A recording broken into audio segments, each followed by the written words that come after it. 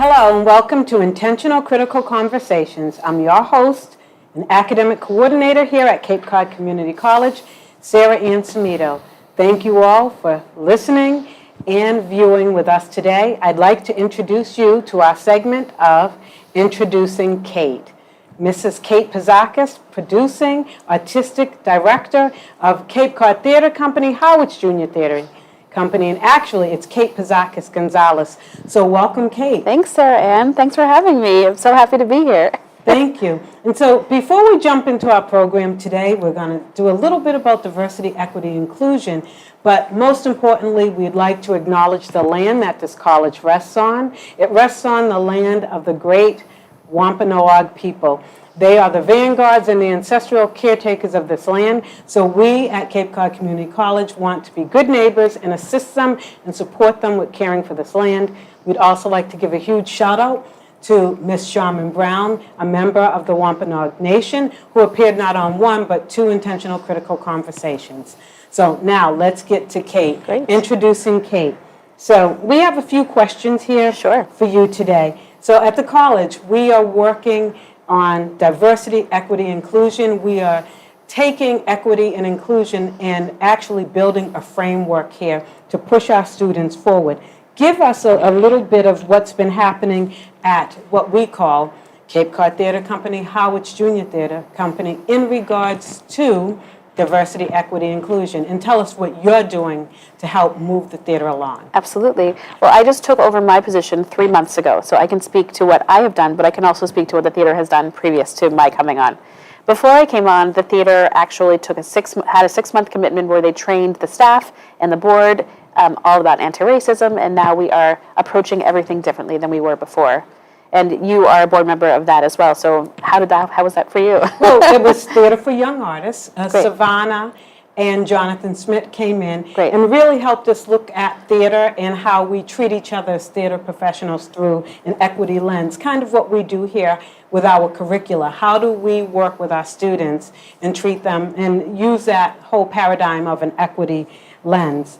So tell us what specifically is happening for you, not only in the 71st season, but your inaugural season. Absolutely. It is my personal mission to increase diversity and inclusion, and so I want to personally amplify voices of people of color at the theater, and it's my personal commitment as well as the theater's commitment to make sure that we are doing shows for everyone. Okay. So we are now doing Bob Marley's Three Little Birds. And it is a Black creative team and an entirely BIPOC cast as well, and which I'm very, very excited about. And we open on July 8th, and you are in that cast. Yes. And give us a little background, or tell us about the director. Who is the director of this production? The director is Kyra Selman. She's from Los Angeles. She's an incredible actress, singer, performer, and a professor. She works at a college in Los Angeles, and she happens to also be one of my close friends in life. And as the moment that we decided to do Bob Marley's Three Little Birds, which was a suggestion, recommendation from Sara-Ann here. Thank you. The moment that happened, I immediately thought of Kyra Selman. So we brought her out from Los Angeles to direct the show. She is smart. She's creative. She's a very special person on this planet. And to be my first show and in my first season, I thought I could not think of a better director to come in and lead this show. Yes, it's going to be great. So oftentimes when we think of DEI, diversity, equity, inclusion, we tend to think black, white, male, female, and we think specifically on racial and gender lines. Let's talk about your workshops. There's a special workshop that you're planning on doing for children. Yes. We're actually going to now have classes for neurodivergent people as well as neurotypical people. I am a mother of a special needs child. My son has autism, and I found when I arrived back to Cape Cod from living in Los Angeles for all those years that there's not much for the neurodivergent community. And the Cape Cod Theater Company, Harwich Junior Theater, is a theater for all. And we've decided now to put classes for kids on the spectrum and neurodivergent people on our calendar. So right now we have creative drama on the spectrum for kids of all developmental levels, all support levels, and if people need more support, they're allowed to bring people with them, or if they don't need it, they're welcome to come on their own. So there's a lot of freedom in that, and I personally feel very, very excited about this because I want to be able to create a community for my son. And in the future, we're going to have superheroes and social skills. Social skills is probably one of the hardest things for people on the spectrum to find out how do you play. My son wants to have friends. There's this boy Nolan in his class that he loves and he wants to play with Nolan. So he asks me, what do I talk to Nolan about tomorrow? So I'll give him a list and then we practice. I'll say, okay, ask him what he did yesterday. What did he eat for dinner? And when he says, I ate spaghetti, comment on the spaghetti. Mm-hmm. And so teaching him these little tiny social skills, but doing it through superheroes and theater, that's fun for kids. It is. And eventually I'd like to have a troupe for neurodiverse people. So like the junior players, which I think could be really special, and a community and a family of their own. I find that what I've learned from all my research is that neurodivergent people feel lonely and they don't feel like there's a community for them. So I want to try to build that. Thank you so much. So we have Encanto, and Yes. we know the song. We don't Yes. talk about Bruno, but let's talk about Encampo. Tell us a little Yes. bit about Encampo. So our education department puts out camps for summer vacations, winter vacations, and we decided this past year, Tammy Harper, who's our Board of Education, she's our Director of Education, to do Encampo, which is a take on Encanto, the Disney movie, and the kids learn the songs from the show, they act out scenes from the show and choreography, and it's really wonderful. And also, representation matters, and having a Central American family, like this beautiful, beautiful family on a Disney cartoon with Lin-Manuel Miranda music, Yes. it doesn't get better than that. Yes, definitely, definitely. Be a huge turnout for that. There will be. And, we're not only going to just deal with a little bit of Latin American culture, we're really going to deal with a lot. We're going to dive right into Colombia, which is really great. So tell us about the rest of your season. What are we in store for? So coming up first, we have Bob Marley's Three Little Birds. It opens our 71st inaugural season, which I'm very excited about. Followed by School of Rock. Those are the inside shows. And School of Rock will be so much fun. We have 32 people in that cast, which is a giant, giant show. And we have an outdoor theater as well. So outside we have Charlotte's Web, Lily's Purple Plastic Purse, Fairy Tale Heroes, and A Midsummer Night's Dream. Wow. 6 shows. Musicals and Shakespeare. And what's happening in the fall? Any drama? Any more musicals? Yes. Well, we're doing a play. We're doing Trojan Women, directed by Jim Byrne. Okay. Then the Ladies of Stephen Sondheim, which will be pretty much a concert of Stephen Sondheim music, which I'm a giant Stephen Sondheim fan. Followed by The Addams Family and the Christmas Story musical. Wow. That's great. Thank you. So contemporary theater and a little bit of classics. So your position is one of those positions that many people don't know about. We know what a director does. We know what a stage manager does. Sure. We know what maybe a light designer does. But what exactly does a producing artistic director do? And tell us what that position entails in your road kind of to this position here on Cape Cod. Sure. A producing artistic director leads the artistic vision of a space or a venue. So basically designs what the seasons look like, what the education classes, what the overall arch is. Basically creates a vision of what they want people to see. And hires everyone. I hire every single person. I manage everyone. I do grants. It's a non-stop job. My phone starts ringing at 7:30 in the morning. It stops ringing about 11:30 in the evening. So it's a very busy, busy job. I lived in New York for 17 years, and then I moved to Los Angeles, and I lived there for 9 years. And the last 6 years I was in Los Angeles, I was the producing artistic director of a venue called Rockwell Table and Stage. And I was the creator, writer, producing artistic director, so I did a lot over there. Yes. Sometimes they even built sets and, costumes, whatever was needed. Originally, when I was hired, I was given a season, and the season wasn't selling. And the venue was really close to shutting down, so I tried to think outside of the box, and I created an unauthorized musical parody just to save the venue. I did not know what I was doing. I didn't have any desire to write these parodies when I started, and I wrote the unauthorized musical parody. I created an unauthorized musical parody, and then 17 parodies later, it was a giant hit. Wow. It became the cool thing to do in Los Angeles. So I co-wrote some of them, I wrote some of them, and then I hired 2 people to write 2 of them. So hiring designers, directors, choreographers. Yes. That's important. Stage managers. Stage. It's a lot. So tell us, any directing in your future?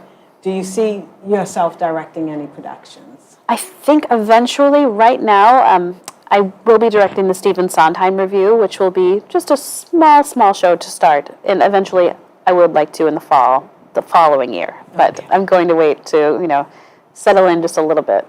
Because you just came to this position when? 3 months ago. 3 months ago, Yes. everyone. 90 days. 90 and days. She's still with us. Thank you. So we have a really important show that you mentioned, Bob Marley's Three Little Birds. Yes. Tell us, why is that show not only important, but important now? At this time in the world, what's going on in the world? I think representation is so important, and also to make a commitment to put on shows that would have been otherwise overlooked in the past, to say this show might not sell, but it's my personal commitment to make these shows sell and to bring in and amplify these voices. I'm so excited about the show. The rehearsals, just the 2 weeks of rehearsals that we've had, the cast is incredible. The colorful characters. Yes, really colorful characters. You play Duppy, which is an evil spirit. I was trying to keep that quiet. Oh, sorry. That's okay. That's okay. And then just great music. Great music. Great music. And some of the songs that people haven't really heard. Of course, we have One Love. Everyone knows that. And Jammin', everyone knows that.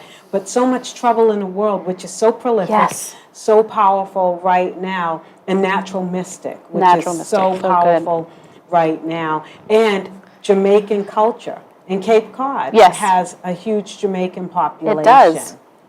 Yeah, so thank you for pushing this show forward.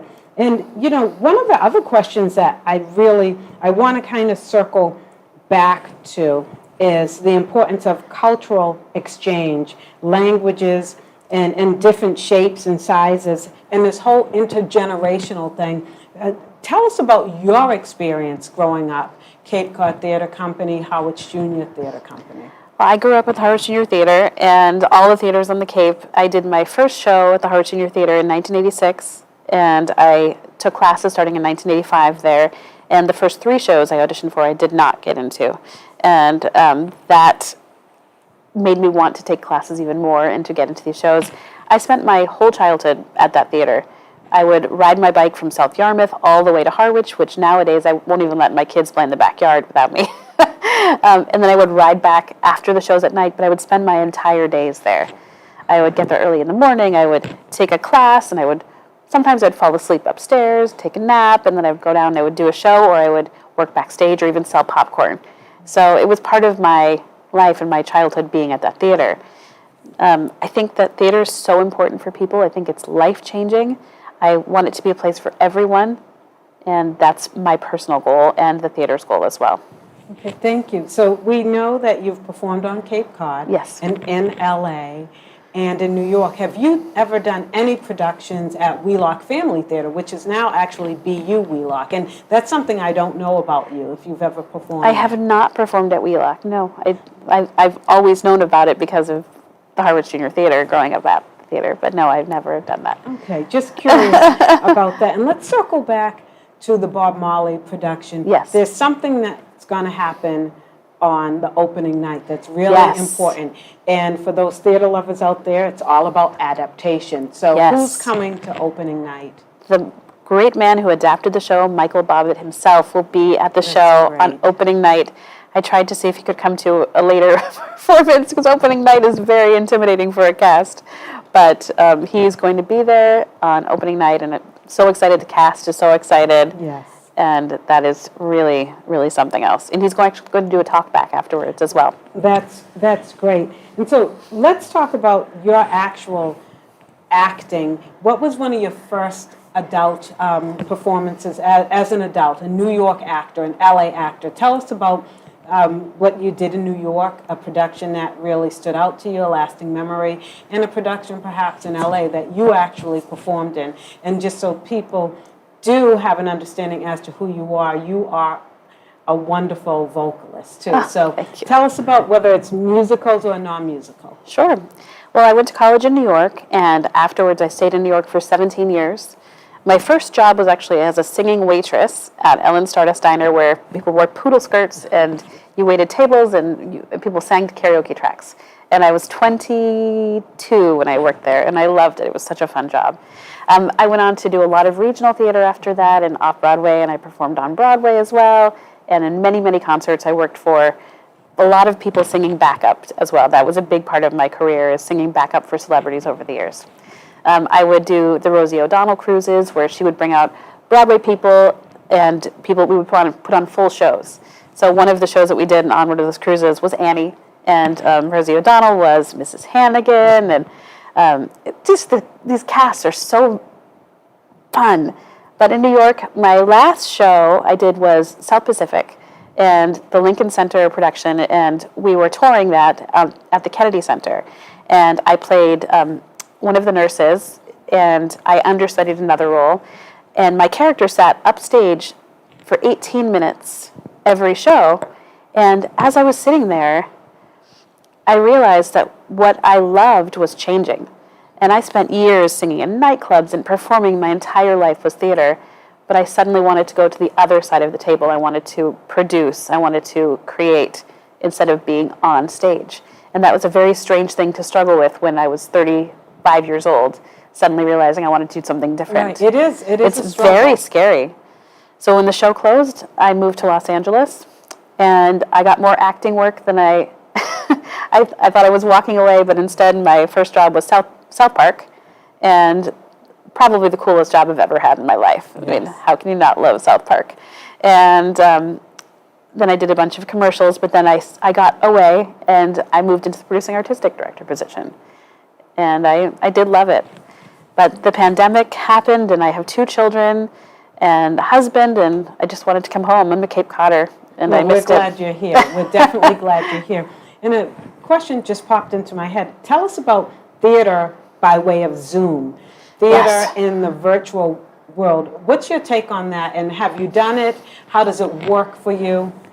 I think that it can scratch the itch slightly, but nothing compares to live theater. When you're a show person and you sit in a room with breathing people around you who can react to every moment, and you could forget your lines at any moment, anything could happen. That's the excitement. You can, if you're filming something, you can do another take. Even on Zoom, there's that removed feeling that you don't feel that you're actually in the room. I miss this. Like, I missed it. And having live theater back, there's nothing like it in the world. Yes, to have people come in. Yes. For Red Swans, it felt so alive. Yes. With people coming in and out of the lobby. The lobby was jam-packed. It Yes. was shoulder to shoulder. There was no parking, and that was Right. okay because we said theater is alive. So, And people supported Nina as well, who I took over Yes. for. Nina's a legend on the Cape. and Nina Sheshler, she was Yes. on our program before. Yes. Hers was theater activism in the realm. So, dream show for me to direct would be Hamilton. Okay. Okay, what about you? Dream show for you to direct? Dream show? Probably Light in the Piazza. Ah. I'm a musical theater nerd. I really am. I love musical theater. Yes, and then how about a dream musical theater role? Mine would be the witch from Sondheim's Into the Woods. Ooh, I How like about that. you? I guess back in the day, I mean, I'm not the right type for it, but if we're talking dream role, I would probably be, a good old Alphabet and Wicked. Okay. Probably, but I'm, wrong casting for that, but if it's a dream role. Thank you so much. And Wicked, what a really heavy undertaking. What a That's a great, it's very like an large role for a woman to- extravaganza. yes. It really is. So, really interesting question. I want you to think long and hard about this. If you had to pick, Okay. and I really thought about these people, but if you had to choose, I should say, who would you select and why to work with? And tell Okay. us why. August Wilson, Okay. Lin-Manuel Miranda, Cole Porter, and some of these people are no longer with us, Miss Lorraine Hansberry, Julie Taymor, or a gentleman who has mentored so many people, especially through that lens of diversity, equity, and inclusion, Mr. Stephen Sondheim. Who would you pick and why? Well, I think people would think that my answer would be Stephen Sondheim, but actually it's Lin-Manuel Miranda. Back in the day, a friend of mine, her name's Anna Bergman, she had a roommate, and he was writing a musical. And I would hear him play some music, and I thought it was so beautiful. And then a few months later, she said, my friend is having a reading of this play. Do you want to come see? It was In the Heights. And that was, Lin-Manuel was her roommate. Yes. So I've followed his career, and I think he's so inspiring. And I don't know when he sleeps, but he is creative. He thinks out of the box. And he adapts. He adapted West Side Story. Yes. I think that he is so inspiring. I think that if everybody could do a tenth of what Lin-Manuel Miranda does every day, can you imagine? I don't know. Amazing. So one final question for you. As a producing artistic director, tell us one of your favorite tasks, and also tell us what is your least favorite task and why. My favorite task is to give someone an opportunity and to create opportunities for people. That is what I think is so cool about this job. I can pick a show, I can pick a director, I can give someone an opportunity to change other people's lives or their own. And that right there is super cool. I think the hardest part, of course, is putting out fires and having to say no when people don't really want to hear no, but when it's in the best interest of the show and the theater, sometimes you have to say no. And I think that is not always easy. No, not at all. So you're not going to tell us the least favorite. Sometimes it is just saying no, because in theater we are a family and we don't want to say no. And we know that the work hours can go up to 18 hours a day. So, I'd like to thank you for coming with us to spend time here at Cape Cod Community College. Yeah, I'm so happy to be here. So important, thank you, is that we continue to embrace theater. We are in the studio theater at Cape Cod Community College, if you missed it at the beginning, and we had a wonderful production here called She Kills Monsters, and I have to say it, I'll sound cliche, Kate is killing it at Cape Cod Theater Company, Harwich Junior Theater Company, and thank you all so much for tuning in, for listening, or for watching us for Intentional Critical Conversations. Thank you.